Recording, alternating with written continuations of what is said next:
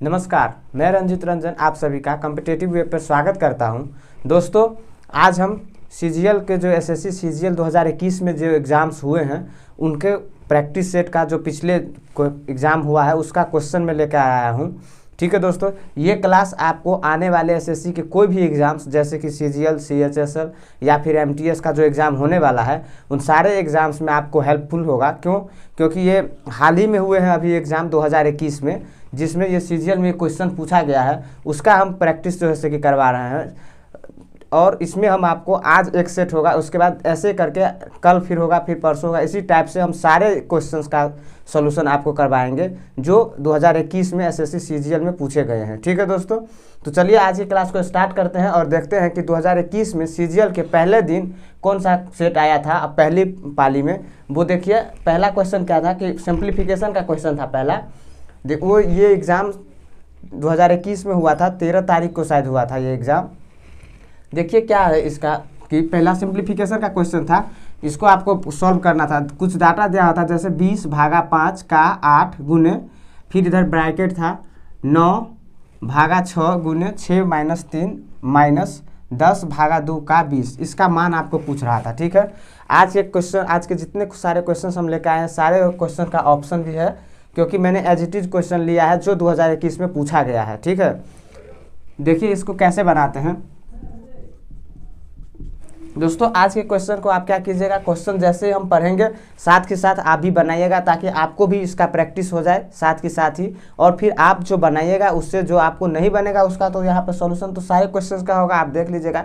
लेकिन जो बनेगा उस क्वेश्चन को भी आप देखिएगा कि आप किस तरीके से बनाते हैं और मैं किस तरीके से बनाता हूँ। ठीक है दोस्तों, देखिए इसको शुरू करते हैं और देखिए इसको बनाते हैं कैसे। आपको पता है कि सिंप्लीफिकेशन को हम बनाते हैं तो किस चीज़ का प्रयोग करते हैं, बोर्ड मास का प्रयोग करते हैं। तो देखिए बोर्ड मास का प्रयोग करेंगे यहाँ पर कैसे, पहले किसका प्रयोग होगा, का प्रयोग होगा। तो देखिए 5 और का 8 है, यानी कि इसका हम प्रयोग करेंगे पहले तो कितना हो जाएगा 40। कैसे, का मतलब क्या होता है गुना, फिर यहाँ भाग है तो 20 भागा का मतलब बट्टा, ऐसे 40 आ जाएगा।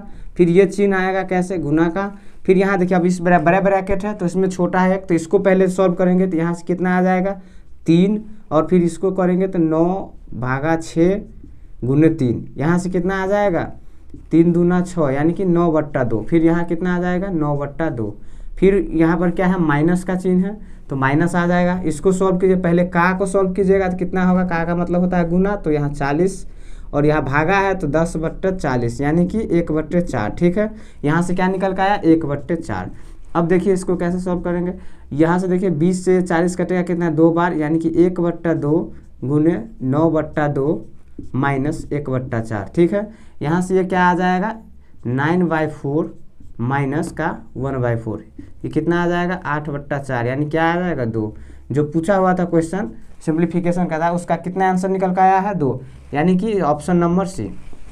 ठीक है दोस्तों, सिंप्लीफिकेशन को कैसे बनाते हैं आपको पता है, बोर्ड मास रूल लगाए हैं और बनाए हैं। ठीक है, चलिए अगला क्वेश्चन देखिए क्या कहता है। अगला क्वेश्चन कह रहा है कि cot 25, cot 35, cot 44, cot 55 और cot 65 का मान याद करें। देखिए बनाइए आप पहले इस क्वेश्चन को, फिर हम बनाते हैं। देखिए दोस्तों हम बनाते हैं कैसे बनता है कि इसको क्या करेंगे कि यहाँ पर आपको पता होगा कि एक रूल होता है त्रिकोणमिति में, क्या कि अगर अल्फा प्लस बीटा बराबर 90 डिग्री हो तो cot alpha into cot beta बराबर कितना होता है 1, tan alpha into tan beta बराबर कितना होता है 1। कब, जब अल्फा प्लस बीटा बराबर 90 हो। तो यहाँ वही देखिए, यहाँ दोस्तों क्या दिया है, cot 25 है और cot 65 है, यानी कि अगर हम इस दोनों को देखें तो यहाँ पर अल्फा की जगह क्या है 25, यहाँ बीटा की जगह क्या है 65, यानी कि यहाँ से हम देखते हैं कि 25 प्लस 65 बराबर कितना होता है 90, यानी कि ये 90 डिग्री है। तो यहाँ से हम ये कह सकते हैं कि cot 25 और cot 65 दोनों मिलाकर 90 डिग्री बनता है। तो 90 क्या हम कहते हैं अभी कि अल्फा प्लस बीटा बराबर 90 होगा, तो cot alpha into cot beta बराबर क्या हो जाएगा 1, यानी कि ये दोनों मिलाकर कितना बनाएंगे 1 बनाएंगे। ठीक है, ऐसे ही यहाँ देखिए cot 35 और cot 55 मिलाकर कितना बनाएंगे 1 बनाएंगे। बचेगा कितना cot 45 cot 45 का मतलब क्या होता है 1, उसका मान तो 1, यानी 1 × 1 बराबर कितना होगा 1। तो इसका क्या आंसर हो जाएगा, ऑप्शन नंबर ए, एक आंसर होगा इसका। ठीक है दोस्तों, समझ में आ गया होगा ये क्वेश्चन कैसे बनाया है। चलिए अगले क्वेश्चन पर बढ़ते हैं। आए दोस्तों देखिए अगला क्वेश्चन क्या कह रहा है। अगला क्वेश्चन कह रहा है कि यदि ब्याज की गणना 5 मासिक चक्रवृद्धि आधार पर होती है तो प्रति वर्ष 15% की दर से 8192 रुपये की राशि पर 1/4 वर्ष में चक्रवृद्धि ब्याज ज्ञात कीजिए। ठीक है, चक्रवृद्धि ब्याज निकालने के लिए कह रहा है। तो देखिए इस क्वेश्चन को और बनाइए आप एक बार। देखिए दोस्तों कैसे बनाते हैं इस क्वेश्चन को।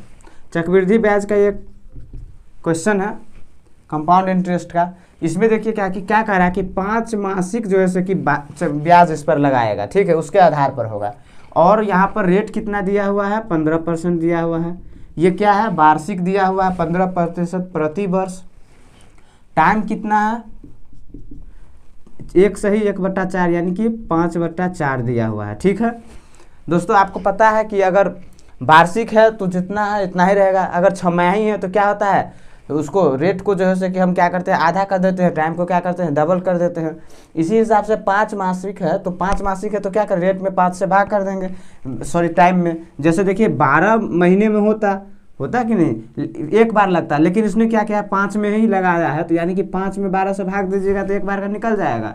तो वही है यहाँ पर। ठीक है, तो यहाँ देखिए 15% है तो ये कितना हो जाएगा, 15 तो है जो वर्ष का है, 1 वर्ष का है, लेकिन अब तो 5 वर्ष में ही लग रहा है।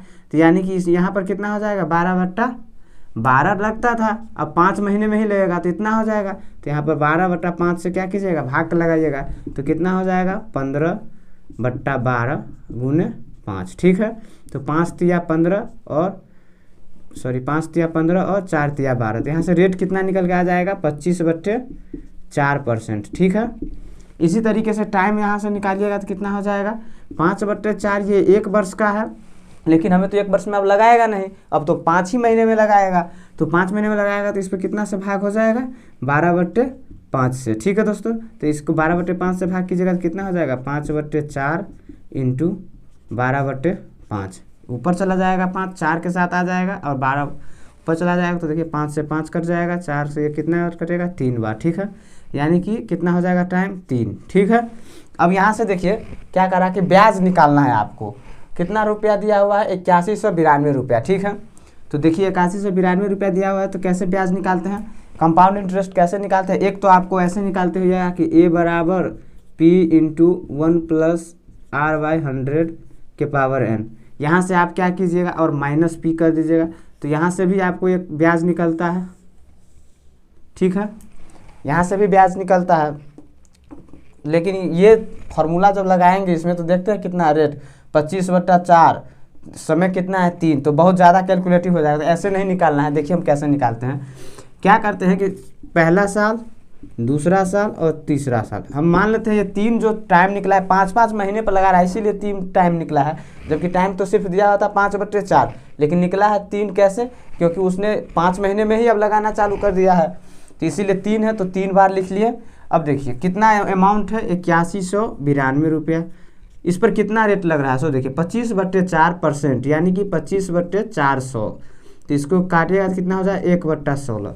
तो पहला वर्ष में तो साधारण ब्याज और चक्रवृद्धि ब्याज बराबर ही होता है, यानी कि इसका 1/16 यहाँ पर आएगा, इतना ही रेट से लगेगा पहला साल।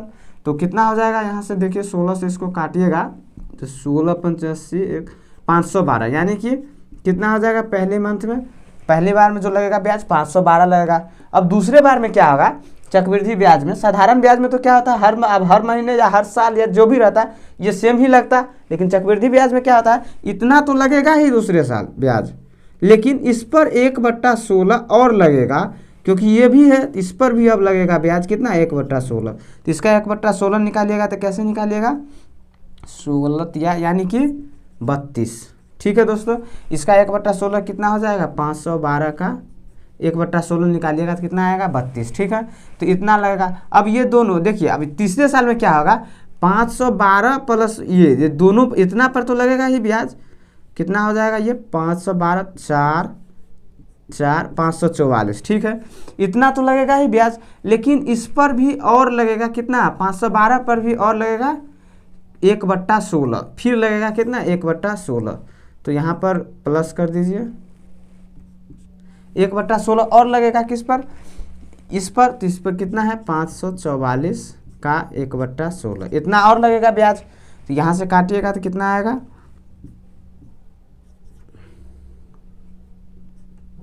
34 निकल कर आएगा, ठीक है दोस्तों। अब आपको पूछ रहा है कि टोटल ब्याज कितना, मतलब कि इसको ज्ञात करना है, ब्याज ही निकालना था। तो देखिए पहले इतना लगा, फिर इतना लगा और फिर इतना लगा, ठीक है। तो टोटल कितना हो गया, इंटरेस्ट, कंपाउंड इंटरेस्ट है 512 प्लस 544 प्लस यहाँ से 8 7 5 यानी 578, ठीक है। तो देखिए कितना हो गया 2 4 6 6 8 14, यानी कि यूनिट डिजिट कितना रहा 4। देखिए 4 किस में आ रहा है, 4 ऑप्शन ए में नहीं है क्योंकि 5 है लास्ट में, ऑप्शन बी में भी 0 है तो ये भी नहीं होगा, ऑप्शन डी में भी 0 है तो ये नहीं होगा, इसमें 4 है यानी कि ऑप्शन सी। अगर इसको जोड़िएगा तो ऐसे ही देखिए 500 500 500 यानी 1500 होगा और लास्ट में 4 आना चाहिए, यानी कि 1500 से ज़्यादा होगा और 4 लास्ट में किस में आ रहा है इसमें, यानी कि कितना है ये 1634 रुपये ब्याज इसको आएगा, ठीक है दोस्तों। Option number C. आशा करते हैं ये क्वेश्चन आपको समझ में आ गया होगा। चलिए अब हम अगले क्वेश्चन पर बढ़ते हैं। आइए दोस्तों अगला क्वेश्चन देखिए क्या कहता है। अगला क्वेश्चन क्या कह रहा है कि त्रिभुज ABC और त्रिभुज PQR क्या है, समरूप है, ठीक है। त्रिभुज ABC का क्षेत्रफल और PQR का क्षेत्रफल दिया हुआ है 64 सेंटीमीटर स्क्वायर और 81 सेंटीमीटर स्क्वायर। AD और PT क्या है, त्रिभुज ABC और PQR की माध्यिकाएं हैं। तो PT की लंबाई दिया हुआ है तो पूछ रहा है AD का लंबाई क्या होगा, ठीक है दोस्तों। देखिए क्वेश्चन को और बनाइए, समरूप सिमिलरिटी का क्वेश्चन है ये, ठीक है दोस्तों। देखिए इसको कैसे बनाते हैं। आपको पता है कि दो त्रिभुज अगर समरूप है तो क्या होता है कि उनके सभी संगत कोणों का जो अनुपात होता है और संगत भुजाओं का अनुपात सब क्या होता है, आपस में बराबर होता है। तो कैसे बराबर होता है, जैसे देखिए मान लेते हैं कि ये ABC त्रिभुज है और ये PQR त्रिभुज है। तो इसका क्या हो जाएगा, समरूप है तो क्या होगा AB बट्टा BC बराबर होगा PQ बट्टा QR। अगर ये माध्यिका रहेगा तो ये भी, जैसे ये माध्यिका दिया हुआ था तो मिड पॉइंट पर रहेगा तो मीडियन भी इसका क्या होगा, बराबर ही होता है। मीडियन भी दोनों का क्या होगा, बराबर होगा। और क्षेत्रफल का ये क्या हो जाता है, स्क्वायर रूट हो जाता है, यानी कि डेल्टा उनका जो क्या होगा, स्क्वायर रूट हो जाता है, ठीक है दोस्तों।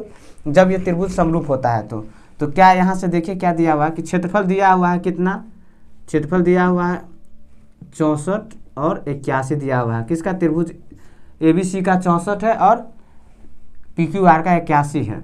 और मीडियन का जो है कि दिया हुआ है कितना, त्रिभुज में ये AD मीडियन है और PT मीडियन है। तो AD AB का है। पहले अगर हम ABC का लिए हैं क्षेत्रफल तो यहाँ पर भी पहले क्या लेंगे, ABC का जो माध्यिका होगा त्रिभुज का वो लेंगे। नीचे में देखिए यहाँ हम PQR का लिए हैं क्षेत्रफल तो यहाँ भी PQR का क्या लेंगे, माध्यिका लेंगे। तो क्या हम PT है, ठीक है। यहाँ से इसको देखिए तो ये कितना हो जाएगा 8/9। AD की लंबाई पूछ ही रहा है, PT का लंबाई दिया हुआ कितना 10.8, ठीक है दोस्तों। तो देखिए इसको दशमलव यहाँ से हटाइएगा तो कितना ऊपर आ जाएगा 10। अब ये कट जाएगा 9 से, कितना 12 से कटेगा, यहाँ 6 यहाँ 5। तो यहाँ से देखिए AD बराबर क्या आ जाएगा 48/5 यानी कि 9.6 सेंटीमीटर, ठीक है दोस्तों। यानी कि option number B. Option number B. जब इसमें क्या था कि सिर्फ सिमिलरिटी पर एक क्वेश्चन आया था, जैसे कि दो त्रिभुज को सिमिलर कर दिया था और पूछ रहा माध्यिका का अनुपात जो है कि वो पूछ रहा था, जबकि एक माध्यिका का लंबाई दिया हुआ था और क्षेत्रफल दिया हुआ था दोनों त्रिभुज का, ठीक है दोस्तों। आशा करते हैं समझ में आ गया होगा। चलिए अगला क्वेश्चन पर बढ़ते हैं। आइए दोस्तों अगला क्वेश्चन देखते हैं क्या कहता है। अगला क्वेश्चन क्या कह रहा है कि मुद्रित मूल्य पर 21% छूट देकर पुस्तक को बेचने के बाद किसी दुकानदार को 21% का लाभ प्राप्त होता है, तो पुस्तक का क्रय मूल्य और विक्रय मूल्य का अनुपात ज्ञात करें, ठीक है। तो देखिए इस क्वेश्चन को बनाइए और देखिए कैसे बनता है। आइए देखिए हम बनाते हैं किस क्वेश्चन को। कह रहा है कि मुद्रित मूल्य पर यानी कि अंकित मूल्य पर वह 21% का छूट देता है, तब उसे 21% का फिर भी क्या होता है बाद में, उसके बाद बेचने पर पुस्तक को 21% का लाभ होता है। तो क्रयमूल्य और विक्रयमूल्य का अनुपात पूछ रहा है। दोस्तों आपको पता है कि छूट हम किस पर देते हैं, मार्क प्राइस पर देते हैं, सीपी पर नहीं देते हैं, कॉस्ट प्राइस पर तो देते नहीं है। यहाँ पूछ रहा है कॉस्ट प्राइस और सेलिंग प्राइस, तो कॉस्ट प्राइस पर जब हम नहीं देते हैं छूट, तो छूट से इसमें कोई मतलब नहीं है इस क्वेश्चन को। ठीक है दोस्तों, ये क्वेश्चन एकदम इजी क्वेश्चन है जो पूछा हुआ था, पिछले ही एग्जाम में पूछा है एसएससी का सीजीएल का 2021 में जो हुआ है। इसमें छूट से कोई मतलब नहीं है। क्यों? क्योंकि यहाँ पर क्रयमूल्य पूछ रहा है और विक्रयमूल्य का, दोनों का जो है कि अनुपात पूछ रहा है, और छूट दिया है 21%। जो आपको पता है कि छूट हम एमपी पर देते हैं, तो यहाँ सीपी का और एसपी का जो रेशियो पूछ रहा है, तो हम ये मान लेंगे कि सीपी अगर हमारा 100 था तो एसपी हमारा यहाँ दिया हुआ है कितना, कि 21% लाभ प्राप्त होता है, यानी कि 121 होगा। और बस यही रेशियो पूछा था सीपी और एसपी का, तो कितना हो जाएगा 100:121, ऑप्शन नंबर बी। ठीक है दोस्तों, चलिए अगला क्वेश्चन देखते हैं। आइए दोस्तों अगला क्वेश्चन देखते हैं क्या कहता है।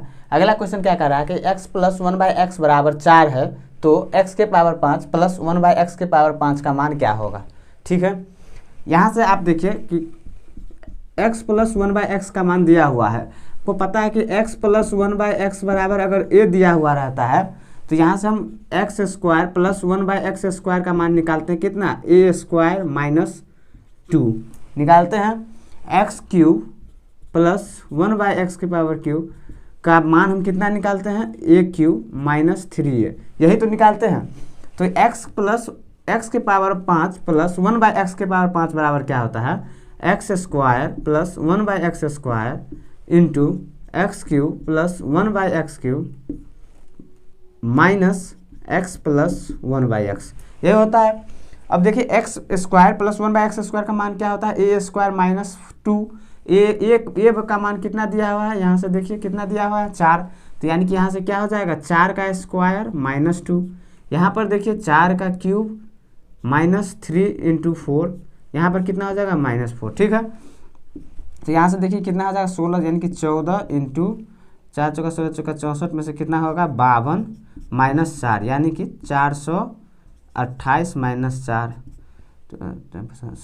728 में से कितना आ जाएगा 724। ठीक है दोस्तों, यानी कि x + 1/x के पावर 5 + 1/x के पावर 5 का मान जो पूछा था कितना निकल गया 724, यानी कि ऑप्शन नंबर सी। ठीक है दोस्तों, आशा करते हैं ये भी क्वेश्चन आपको समझ में आ गया होगा। यहाँ आपको पढ़ाया गया होगा, या नहीं तो हम अलजेब्रा पढ़ाएंगे तो वहाँ पढ़ाते हैं, ये बेसिक आइडेंटिटीज में आता है। x + 1/x बराबर अगर मान a दिया रहता है, तो x² + 1/x² का मान a² - 2 आता है, और x³ + 1/x³ का मान कितना आता है, a³ - 3 आता है। उसी से ये फार्मूला निकलता है x + 1/x, x के पावर 5 + 1/x के पावर 5 का फार्मूला क्या होता है, x² + 1/x² into x³ + 1/x³ minus x + 1/x घटाते हैं तो आ जाता है। ठीक है दोस्तों, चलिए अगला क्वेश्चन पर बढ़ते हैं। आइए दोस्तों अगला क्वेश्चन देखते हैं क्या कहता है। अगला क्वेश्चन कह रहा है कि 140 रुपये में 15 की दर से कुछ फल खरीदे गए हैं। ठीक है, उतने ही फल को 120 रुपये के 10 की दर से और खरीदे गए। यदि सभी फलों को 132 रुपया प्रति दर्जन की दर से बेचा जाए तो पूरे लेन देन में लाभ प्रतिशत ज्ञात कीजिए। ठीक है दोस्तों, देखिए क्या कह रहा है कि 140 रुपया में 15 की दर से कुछ फल खरीदा, और उतना ही फल 120 रुपया में 10 की दर से खरीदा गया। ठीक है, सभी फलों को 132 रुपये प्रति दर्जन के हिसाब से बेचा है। ठीक है, देखिए इसको कैसे बनाते हैं। इस क्वेश्चन में हम क्या करते हैं कि यहाँ लिखते हैं प्राइस, यहाँ पर लिखते हैं आर्टिकल। ठीक है, आर्टिकल लिखते हैं, प्राइस कितना है 140 रुपये में पहली प्रकार की वस्तु कितना हम खरीदे, 15 की दर से खरीदे हैं। फिर दूसरा हम क्या किए हैं कि 120 रुपये में 10 की दर से खरीदे हैं। ठीक है, जबकि यहाँ कह रहा है कि उतने ही फल खरीदे गए, मतलब क्या, जितना हमने 140 रुपये में 15 की दर से खरीदा था उतना ही फल हमने 120 रुपये में 10 की दर से खरीदे हैं। ठीक है, तो उतना ही फल है, तो यहाँ पर देखिए फल को पहले क्या कीजिए, सेम कीजिए, यहाँ पर 2 से और यहाँ पर 3 से गुना। यहाँ 15 आर्टिकल था, मान के वस्तु फल खरीदे थे, फ्रूट यहाँ लिख लीजिए, आर्टिकल से अच्छा होगा फ्रूट। ठीक है, 15 हमने खरीदे थे, फिर 10 खरीदे हैं, तो दोनों का सेम करने के लिए क्या करते हैं, कॉमन मल्टीपल लेते हैं, कितना है 30, यानी कि ऊपर 2 से गुना और नीचे 3 से गुना कर देंगे तो सेम हो जाएगा। तो कितना हो जाएगा देखिए, तो 2 से गुना यहाँ करेंगे तो यहाँ भी 2 से गुना हो जाएगा, 3 से यहाँ करेंगे तो 3 से यहाँ भी गुना हो जाएगा। तो देखिए यहाँ से क्या निकल के आएगा कि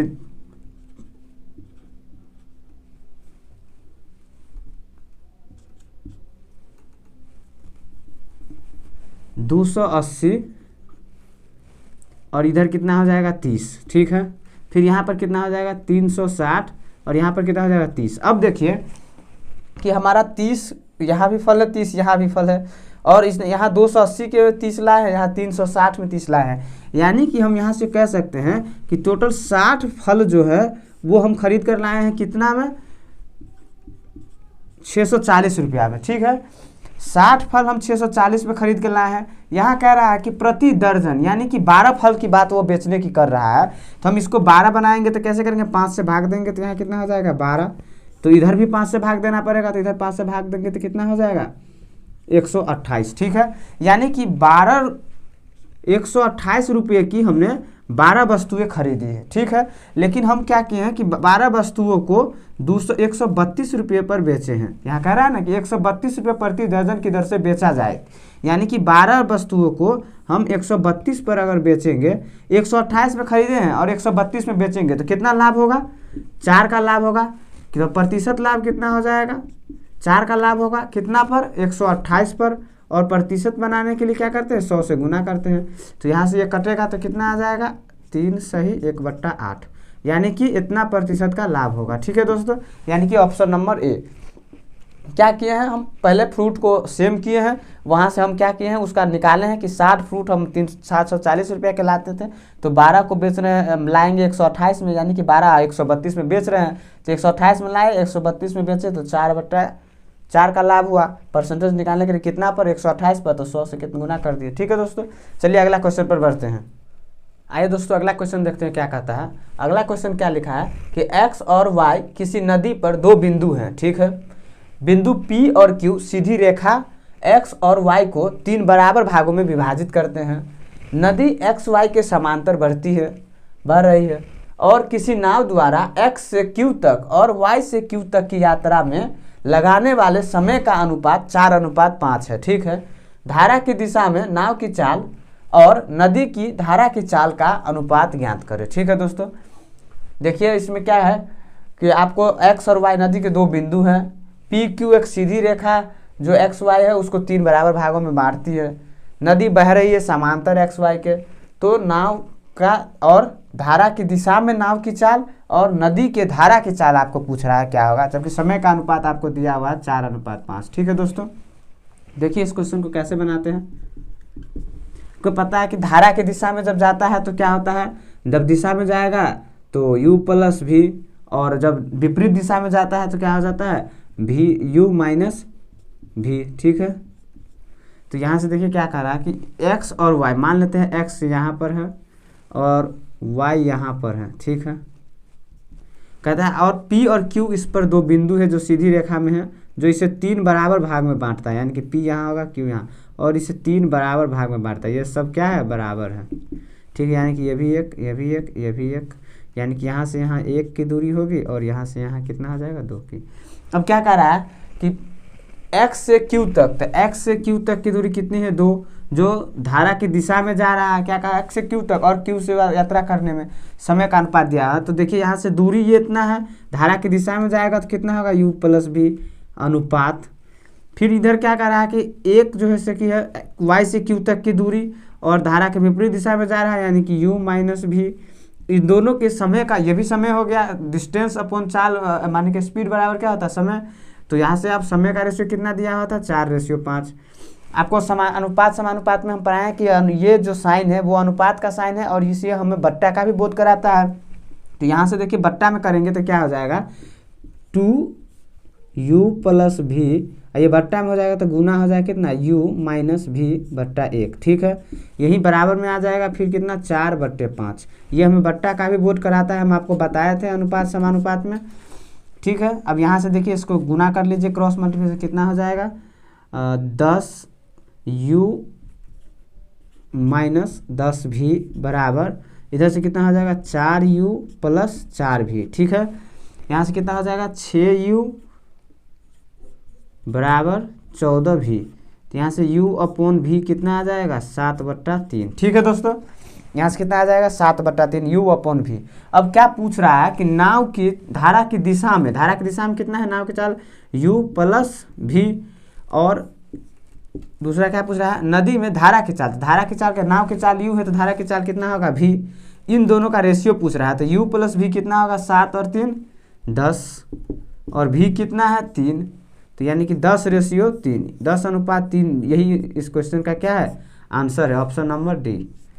ठीक है दोस्तों, समझ में आ गया होगा ये क्वेश्चन। चलिए अब हम अगले क्वेश्चन पर बढ़ते हैं। दोस्तों अगर आपको किसी क्वेश्चन में डाउट हो रहा है तो आप वीडियो को रोककर या पीछे करके ज़रूर देखिए, क्योंकि ये प्रैक्टिस सेशन है तो मैं इसीलिए थोड़ा तेज़ी पर से पढ़ा रहा हूँ, क्योंकि 25 क्वेश्चन भी कराना है, नहीं तो वीडियो बहुत लंबा हो जाएगा। ठीक है दोस्तों, चलिए अगले क्वेश्चन पर बढ़ते हैं। आइए दोस्तों अगला क्वेश्चन देखते हैं क्या कहता है। अगला क्वेश्चन कह रहा है कि एक निश्चित कार्य करने के लिए ए और बी वैकल्पिक दिन पर कार्य करते हैं। ठीक है, पहले दिन बी कार्य शुरू करता है, अकेले ए उस काम को 24 दिन में कर सकता है। यदि कार्य 11 सही 1/3 दिन में पूरा हुआ हो तो अकेले बी मूल कार्य का 7/9 भाग कितने दिन में पूरा कर सकता है। ठीक है दोस्तों, देखिए इस क्वेश्चन को कैसे बनाइएगा। टाइम एंड वर्क का ये क्वेश्चन है, कह रहा है कि ए और बी बारी बारी से कार्य करता है, बी पहले शुरू करता है और काम कितना दिन में ख़त्म हो रहा है 11 सही 1/3 दिन में। ठीक है दोस्तों, आपको पता है कि 11 सही 1/3 दिन में काम खत्म हो रहा है और बी पहले चालू करता है। ठीक है, तो एक बात बताइए, जो पहले चालू करेगा वो ज़्यादा करेगा, तो वो कैसे हम निकालते हैं कि वो कितना ज़्यादा करेगा। तो एक बात बताइए, पहले क्या कीजिए कि 11 सही 1/3 है तो बी और ए को पहले क्या कीजिए बराबर बराबर दीजिए। तो कितना 11 का जो है कि नज़दीक में देखिए कौन ऐसी संख्या है जो दोनों को बराबर बराबर बांट सकता है, तो क्या है 10 है, यानी कि 5-5 तो दोनों किया होगा। अब 10 काम हो गया, 10 दिन हो गया काम, अब 11 सही यानी 1 दिन और 1/3 दिन रह गया है। अब कौन आएगा, बी आएगा, तो बी 1 दिन करेगा। ठीक है, तो 11 दिन का काम हो गया। अब बचा कितना 1/3, तो 1/3 अब कौन करेगा, ए करेगा, यानी कि बी 6 दिन किया होगा और ए कितना किया होगा 5 सही 1/3, यानी कि 5 × 15 16/3। ठीक है दोस्तों, यानी कि ए बी जो है कि 6 दिन काम किया होगा और ये कितना किया होगा 16 होता है 3 दिन, तब जाके 11 सही 1/3 दिन में काम समाप्त हुआ है। अब कह रहा है कि ए 24 दिन में सब काम समाप्त करता है, तो यहाँ देखिए ए कितना दिन में समाप्त करता है काम को 24 दिन में, जबकि यहाँ पर वो काम किया कितना है 16/3, यानी कि 16/3 वो किया है कितना, तो पूरा काम 24 दिन में करता है। और बी जो है कि 6 दिन में जो है कि करता है, 6 दिन किया है, मान लेते हैं कि पूरा काम 30 दिन में कर सकता है। ठीक है, तो टोटल काम हो जाएगा, तो यहाँ से देखिए कितना हो जाएगा 16/3 × 24, 24 ऊपर चला जाएगा प्लस 6/3 बराबर 1, तो 4 से काटिए यहाँ पर, तो 4 6, तो 4 6 3 2 2/9 प्लस 6/3 बराबर 1। यहाँ से t बराबर आपको कितना चला आएगा, ये इधर चला जाएगा तो कितना हो जाएगा 9, तो 7/9 और ये 6 आएगा ऊपर ऐसे, सॉरी 6/t है तो इधर 6 आ जाएगा 7/9, तो यहाँ से t बराबर क्या आ जाएगा 9 × 6/7। ठीक है, यानी कि टोटल जो t जो है कि कितना टोटल काम कितना इतने दिन में कर सकता है। लेकिन जो है कि यहाँ कहा कि टोटल काम तो कराना नहीं है, काम कराना कितना है मूल कार्य का 7/9 भाग। तो एक बात बताए, जितना काम का जितना भाग करेगा टाइम का भी उतना ही भाग लगेगा टाइम, यानी कि काम हम आपसे आधा कराएंगे तो आपका टाइम भी तो आधे लगेगा। तो यही बात है, अगर 7/9 भाग काम कराता है तो टाइम का भी 7/9 भाग टाइम खर्च होगा। तो यहाँ टाइम जो है कि उसने खर्च कितना किया है 9 × 6/7, यानी कि 54/7। अब वो कह रहा है कि 7/9 ही भाग कराना है, यानी कि टाइम उसको कितना लगेगा 7/9 भाग लगेगा टाइम। तो यहाँ से देखिए 7 से 7 कट जाएगा, 9 से ये कितना बार कटेगा 6 बार, यानी कि 6 दिन में वो मूल कार्य का 7/9 भाग बी अकेले कर देगा। कितना दिन में 6 दिन में, ऑप्शन नंबर सी। ठीक है दोस्तों, समझ में आ गया होगा ये क्वेश्चन। क्या कह रहा था कि मूल कार्य का 7/9 भाग कितने दिन में पूरा कर सकता है, कौन, अकेले बी। तो मूल कार्य का जितना भाग करेगा तो टोटल काम हम यहाँ नहीं निकाले हैं, क्यों, क्योंकि हमें ज़रूरत ही नहीं है टोटल काम की। जितना आपका काम का जितना भाग आपसे करवाएंगे, आपका जितना समय लगता होगा उसका उतना भाग आप समय भी उतना ही लगेगा आपको। तो आपका काम का हम 7/9 भाग करवाना है, तो यानी कि आपके टाइम का भी 7/9 टाइम खर्च होगा। तो 7/9 टाइम यहाँ से हम लोग निकाल लिए तो कितना आया है 6 दिन। ठीक है दोस्तों, चलिए अब हम अगले क्वेश्चन पर बढ़ते हैं। आइए दोस्तों अगला क्वेश्चन देखते हैं क्या कहता है। अगला क्वेश्चन कह रहा है कि चक्रीय चतुर्भुज ABCD की भुजाएं AB और CD को बढ़ाई जाने पर E पर मिलती है और भुजाएं AD और BC को बढ़ाए जाने पर F पर मिलती है। यदि ADC कोण ADC का मान 78 डिग्री है और कोण BEC का मान 52 डिग्री है तो कोण AFB का मान ज्ञात करें। ठीक है दोस्तों, चक्रीय चतुर्भुज है, देखिए इसको कैसे बनाते हैं। चक्रीय चतुर्भुज है तो चक्रीय चतुर्भुज कैसे बनाते हैं, ऐसे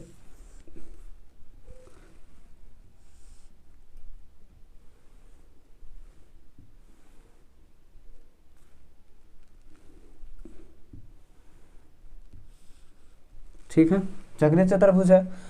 यहाँ पर देखिए क्या कर रहा है कि AD और BC को बढ़ाते हैं तो F पर मिलता है, AB और CD को बढ़ाते हैं तो E पर मिलता है, यानी कि AB और CD को बढ़ाते हैं तो E पर मिलता है। ठीक है, AB और CD को बढ़ाते हैं और फिर AD को बढ़ाते हैं ना, BCD। ठीक है, अब देखिए AB को बढ़ाते हैं और CD को बढ़ाते हैं तो कहाँ मिलता है, E पर मिलता है, यानी कि ये जो है कितना है, ये E है। ठीक है, उसके बाद में क्या कर रहा है, AD को और BC को बढ़ाते हैं, ये AD है और ये BC है, इसको बढ़ाते हैं तो कहाँ मिलता है, F पर मिलता है, यानी कि यहाँ कितना है, F है। ठीक है दोस्तों, अब देखिए क्या कर रहा है, कह रहा है कि ADC यानी कि कोण D का मान कितना 78 डिग्री है, तो ये देखिए D है तो कितना हो जाएगा 78 डिग्री। ठीक, उसके बाद क्या कर रहा है, BEC 52 है, BEC ये कितना है, 52 है। ठीक है दोस्तों, अब कुछ नहीं दिया है, नहीं दिया है। अब क्या कर रहा है कि AFB इसका मान पूछ रहा है। ठीक है, चलिए निकालिए इसको, देखिए कैसे निकलता है ये, आइए हम बनाते हैं। देखिए चक्रीय चतुर्भुज में क्या होता है कि आमने सामने का जो कोण होता है वो कितना होता है, दोनों मिलाकर दोनों का योग 180 डिग्री होता है। ठीक है, तो ये कितना है 78 डिग्री है, तो ये B कितना हो जाएगा, 180 होता है तो 78 एक है, तो दूसरा कितना हो जाएगा 180 माइनस 78 यानी कि 102। ठीक है, यहाँ तक समझ में आ गया। ठीक है, अब देखिए कि यहाँ पर देखिए ये 78 डिग्री है। अब ऐसे देखिए त्रिभुज को, इसको देखिए, इस त्रिभुज को देखिए, त्रिभुज ADE और ADE को देखिए कि ये 78 डिग्री है D, E कितना है 52 डिग्री, तो A कितना होगा, आपको पता है कि त्रिभुज, किसी भी त्रिभुज के तीनों कोणों का योग कितना होता है, 180 डिग्री होता है। तो 180 डिग्री होगा तो ये कितना होगा, 180 में से इसको घटाइए, 180 में से कितना 78 प्लस 52 घटाइए तो कितना आ जाएगा 50, यानी कि ये कितना हो जाएगा 50 डिग्री हो जाएगा कोण। ठीक है, ये 50 हो जाएगा। पूछा हमसे है F, तो अब F देखिए कैसे निकलेगा, यहाँ पर देखिए, इसको देखिए, इस त्रिभुज को देखिए, त्रिभुज ABF को देखिए, त्रिभुज AB और F को देखिए, त्रिभुज ABF को जब देखिएगा आप तो यहाँ देखिए ये 50 डिग्री है और ये 102 डिग्री है।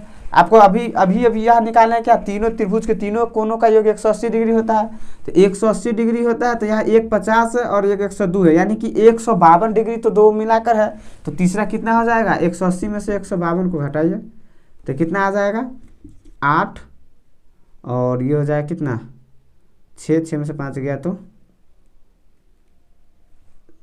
7 में से 5 गया तो 2, यानी कि 28। ठीक है, 102 था और ये 50 है तो 152 हो जाएगा, 152 में से घटाएगा तो 8 2 10, 5 2 7 और 1 8 1। ठीक है, 28, यानी कि कितना आ जाएगा ये 28 डिग्री। 28 डिग्री कौन है, ऑप्शन नंबर बी।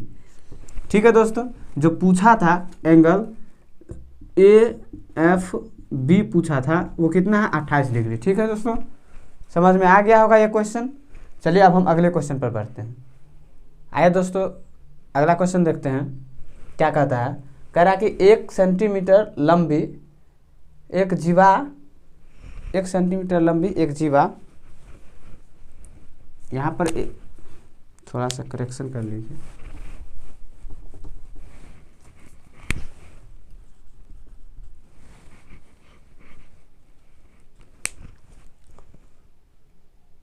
आइए दोस्तों देखते हैं अगला क्वेश्चन क्या कहता है। कहता है कि 21 सेंटीमीटर लंबी एक जीवा 25 सेंटीमीटर व्यास वाले वृत्त में खींची जाती है।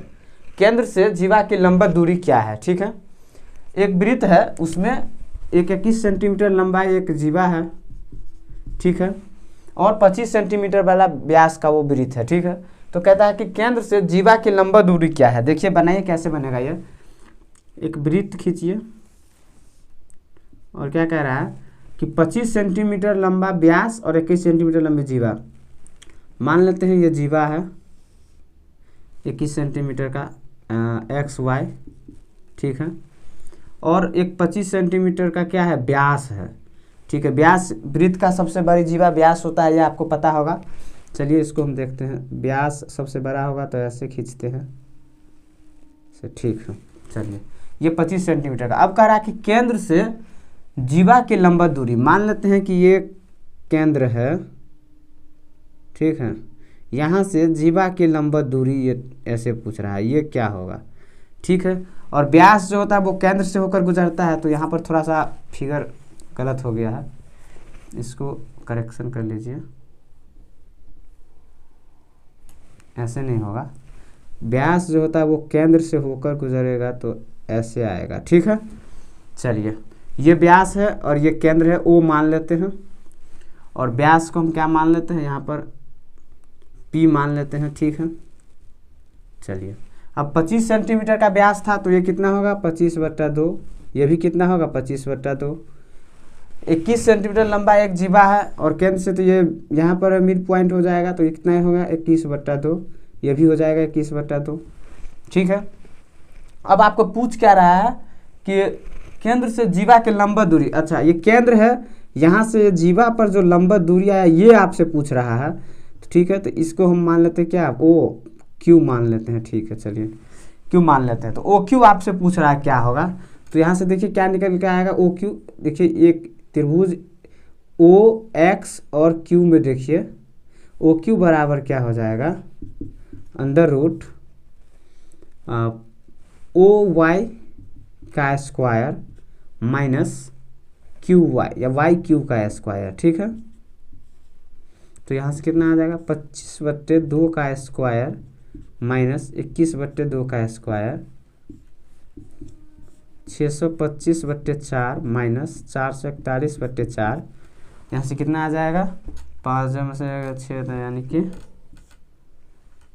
4 8 184/4। ठीक है, तो ये कितना हो जाएगा, कटेगा ये 46 यानी कि 46√46 आ जाएगा। ठीक है, यानी कि ओ क्यू का जो मान निकल कर आया है वो कितना आया है √46, और वही पूछा था, तो 46 जो ऑप्शन में होगा वही इसका आंसर होगा। तो 46 तो किसी ऑप्शन में है ही नहीं, तो यहाँ पर 56 नहीं, इसको 46 कर लीजिए। ठीक है, ऑप्शन नंबर ए।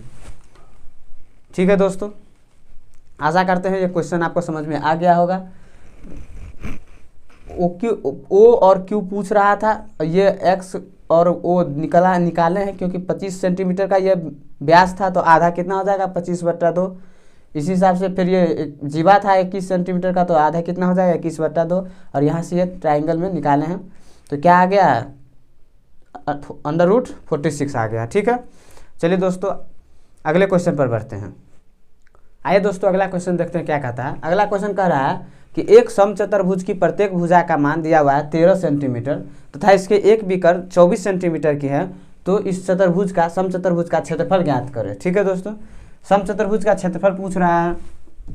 देखिए कैसे निकालते हैं हम समचतुर्भुज का क्षेत्रफल। एक समचतुर्भुज है जिसका भुजा क्या है 13 सेंटीमीटर है, सभी भुजा,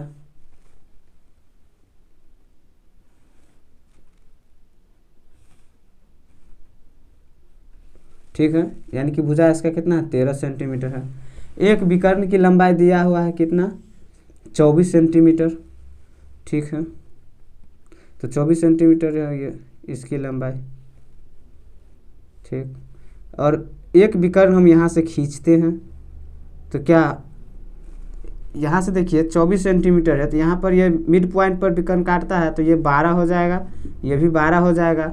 तो यहाँ से देखिए ये 12 है और ये 13 है, तो ये कितना हो जाएगा 5 आपको पता है कि एक ट्राइंगल में एक 12 होता है भुजा, एक 13, तो एक कितना हो जाता है 5 हो जाता है। ठीक है, राइट एंगल ट्राइंगल में सारे 90 पे कट रहा है तो राइट एंगल ट्राइंगल होगा। यहाँ पर ये भी 90 पर है, ये भी 90 पर है, ये नहीं है 90, ये 90 है। ठीक है, तो ये 5 है तो ये भी कितना हो जाएगा 5।